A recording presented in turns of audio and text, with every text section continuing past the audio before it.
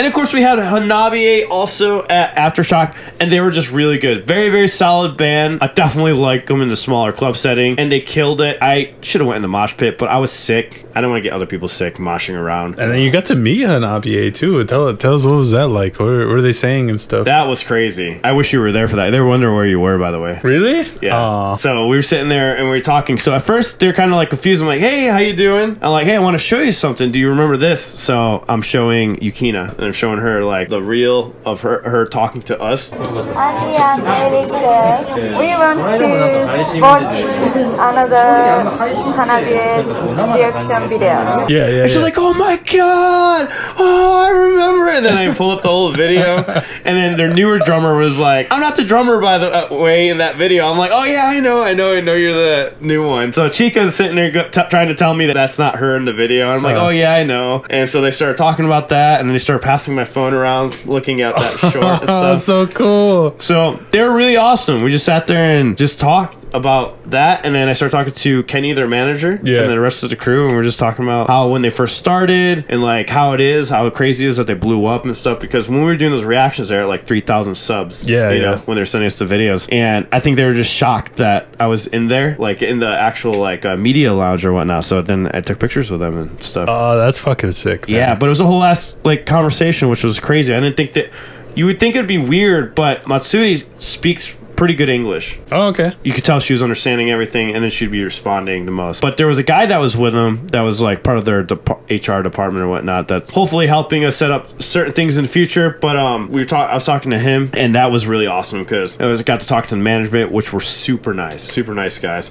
Okay. Completely different than meeting like bandmates management, you know, where like was super strict. You know, it's like they're strict, but not like in that setting. Maybe it's because I was in the media lounge. It's different, you know. Yeah. Maybe that's what it is. Oh, but same thing with BABYMETAL though. Meeting them, it was the same vibe. It was like very nice. You'd think they would be the strictest ones of them all. No, not at all. Because Wow. Joe, who was with me, was talking with them most of the time, and everything was cool about it. It's not as rigid, I think, as people think. It is rigid when it comes to like, you know, giving public access to them and stuff like that, which makes sense. That kind of, you know, adds value to them, you know, when they're a little less accessible than other things. Yeah, like Hanabie in Iowa, they ran off set. BABYMETAL for Aftershock, they straight up left. Really? Right afterwards. Wow. They Probably left. have a tight ship schedule, so they're just like, Yeah. No, next place. Now, gone. let's go. Oh, the cool thing about the BABYMETAL concert too is I made it all the way to the front. You Now, lucky bastard. I can't share any footage because as part of media, you're not allowed to do any footage. So if you guys were expecting footage, I'm sorry. No footage Finally, for you that. get to enjoy a concert. I know, right? We got press photos and stuff, but guess what? BABYMETAL and Hanabie do not have any.